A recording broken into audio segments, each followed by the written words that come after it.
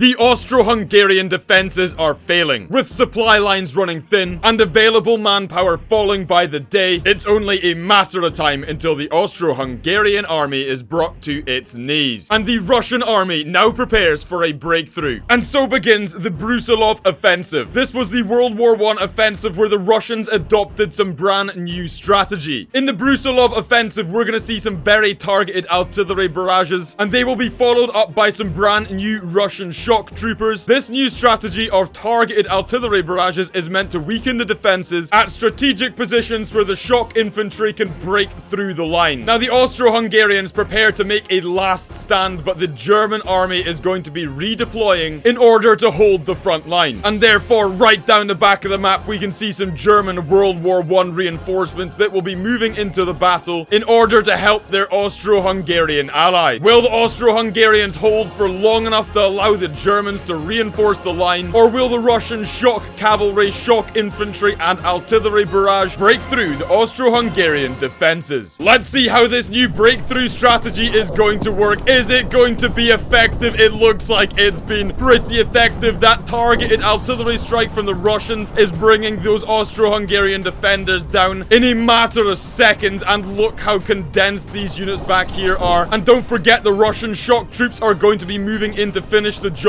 once the majority of the defenders have been broken. Let's see if the Austro-Hungarians can hold on for long enough for reinforcements to arrive. They're just going sailing through the sky. It looks like the shock cavalry for the Russians has already broken through the lines, and the Austro-Hungarians are in complete disarray. These guys have actually entered the fort. They're in the trenches. Man, this is not going well. And the defenders, the Austro-Hungarians, just keep getting blasted by this targeted artillery strike. This breakthrough strategy is proving pretty effective so far. We've only got a couple of Austro-Hungarians left, but it looks to me like they managed to hold on just long enough for the German reinforcements to enter the battle, and they are going to try and stop the Brusilov offensive. But look at this. It looks like the Russians are actually moving up to take the defenses for themselves. Will they be able to hold these defenses? In fact, there's actually one more Austro-Hungarian. He does go down, but this guy did just kill himself, and we've actually got a strategic retreat from the Russians right here. That German reinforcement army has been completely critical, although they're all about to run into a gas cloud. And also, did you see that? One more artillery shot coming in from the Russians here. Let's see what more this guy can do. Is he gonna get another shot? Yes, he's sending these Germans packing. The German reinforcements are being destroyed here. These guys really have to step up their game. If this Russian artillery gets another shot off, it could well be game over, but he now goes down, and look at that explosion. Shrapnel going absolutely everywhere, and the last Russian goes down. But whilst the new Russian shock strategy proved successful, it still was not enough to win the battle. But the Germans did manage to bring an end to the Brusilov offensive and reinforce the front line. With the failure of the Brusilov offense, the Russian army has now surrendered, and this has allowed the Germans to concentrate all of their resources and manpower on the Western Front. And as a result, we see the Germans launch their spring offensive in 1918. Now, British defenses are spread very thin along the front line. Manpower is also running low, and as a result, the Brits now rely on the Anzac troops. Further along the front line, we also have a contingent of Canadian forces, and as you can see, they are still trying to dig fortifications and trenches in preparation for the Germans, but will they be able to dig them in time? But as ever, there is a silver lining. The RAF will be joining the battle. This biplane and RAF pilots, as well as the officer, will be moving up to help support the front line, but will they get there in time to back up the Commonwealth forces and fight off the invigorated German army? Alright, here we go. This is going to be a bloodbath. There's so many German attackers on the battlefield here, and it looks like the Canadians, whilst he got a shot off, the Canadian contingent over on the left flank has been demolished here. We've got only a couple of them slowly falling back, holding their positions. The same Anzac troopers getting an absolute beating here. Even through the smoke, there are still more Germans dying as they try and get through the smoke here. The Brits are not faring too much better, but thankfully it does look like the RAF has turned up. How much help is this guy really going to be? We need some air support right now. It looks like he is putting down some rockets. Let's see what that rocket does. It does take out a couple of the German attackers, but there's just so many more Germans along this front line. I just can't see a scenario where the Brits are going to win this one. And the RAF plane goes goes down. We've got a bunch of Brits that are slowly retreating over here, and they are being sniped through the smoke. This is not good. Although these guys over on this flank are actually not doing too bad. I just don't know. This really could go either way. These Germans are moving in here like they mean business, but I will say there are not that many of them left. That guy goes down. We've only got a few more over here. Who is this back here? It looks like one of the Anzac troops has managed to retreat back behind a tree and a rock and is somehow still alive. Let's see, is he gonna manage to survive? No, he's not. The last Anzac troop goes down, but we have got loads more Brits over on this side here, and I think these guys are gonna get the job done. Look at them moving in like that. Does that not look pretty spicy? Come on, boys, make us proud. The German offensive is about to come to an end, and there we go. The last German trooper going down, but at what cost? Look at the battlefield. The RAF was taken down. The Anzac and Canadian forces were all taken down, but that might just be the beginning of the end of the war. With the German defeat at the spring offensive, the German army has been forced back to defensive positions, where they are preparing for the next battle. But unfortunately for the German army, this is the Battle of Amiens, one of the biggest and most important battles in World War I. On the right flank, we've got the Anzac troops. In the center position, we have got the British and Canadians. On the right flank, we have got the French army, and they're going to be getting supported by some British cavalry and tanks. And this is one of the World War I battles where the RAF's planes were actually really decisive. So we have 3 biplanes, and we of course have got a couple of pilots on the ground as well. So can the combined forces of New Zealand and Australia, Canada and Great Britain, as well as France, break the German fortifications? This is an important battle in World War I, and could well be the turning point of the Great War. Alright, here we go. The Germans are setting up for their defense. Let's see what this bomb does. It looks like the BEF, the British Expeditionary Force, is getting hammered down there. Let's look how the Anzac forces over here are doing. It looks like the biplane's a little bit stuck, as we would expect. The Anzac forces yet to engage. In fact, they have engaged. They're doing a bit of damage over here. Let's see if they can take these forces out over here with the support of the RAF. Yes, they can. Look at that. That is pretty decisive. Let's have a look at the French. It looks like the French have met some fierce resistance, actually, with quite a few of them going down. But with the distraction and the benefit of the cavalry moving in on the other side, it looks like this side of the flank, the French are now going to have clean access over there. Let's see what that shot does. Does it hit? Yes, it does. What a snipe from that French soldier. The RAF is going ham. Wow. Oh, no! Big head, no!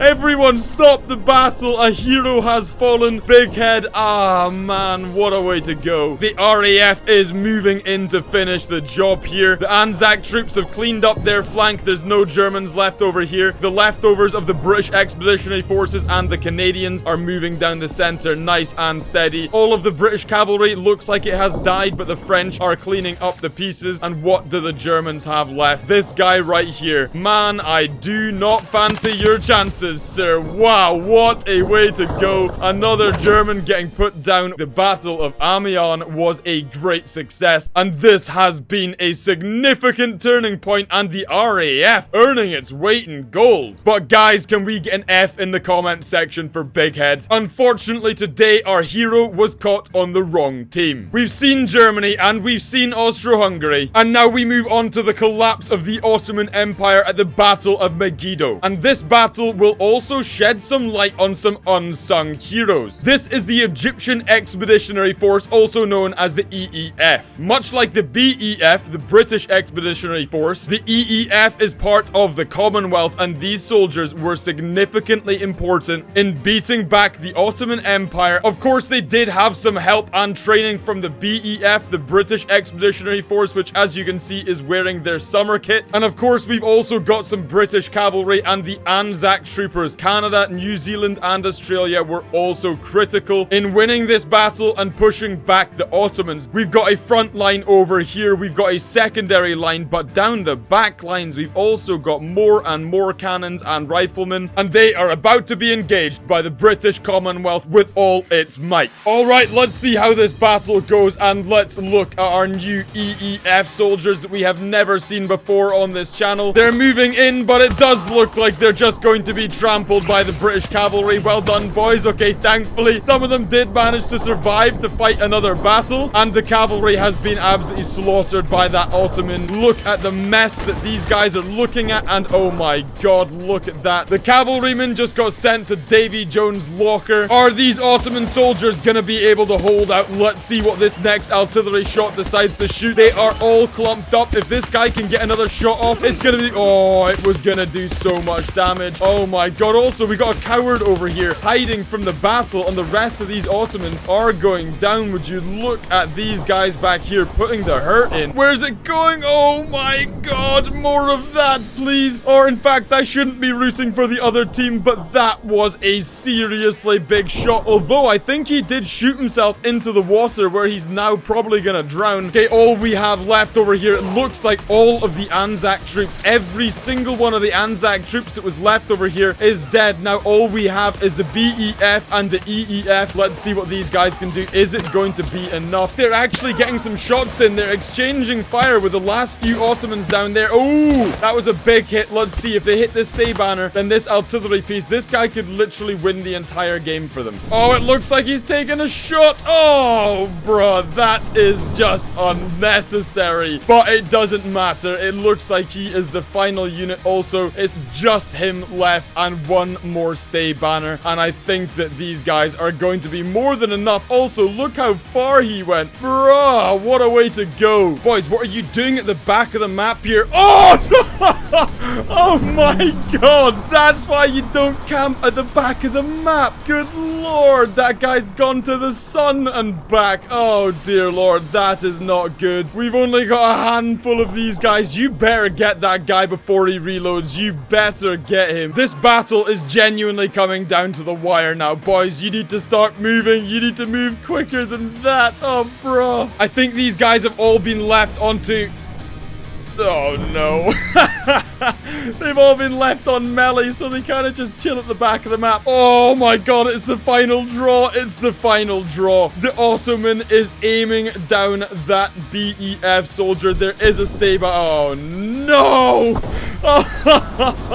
Why? Oh, hold on. There's two of them. They're retreating from the artillery. Boys, I really don't blame you. To be perfectly honest, I do not blame you. Okay, the final showdown is going to begin, and I'm not gonna lie, although this guy's got quite a few big kills, I'm not sure that's how you operate a cannon. I'm not sure if this guy's capable of even killing you like that, and there we go. That was a pretty strange end to the battle. There you go. It looks like the BEF managed to finish off the battle by killing the last Ottomans, and as a result, the Ottoman Empire in World War I is going to end up capitulating, bringing much instability to the Central Powers. That was some totally accurate Battle Simulator World War I gameplay. If you haven't already subscribed, then head down below, hit that subscribe button, and also turn on bell notifications so that you don't miss more TABS World War I battles like this mess that is currently on your screen. But most importantly, thank you very much for watching, and I will catch you again in the next TABS battle.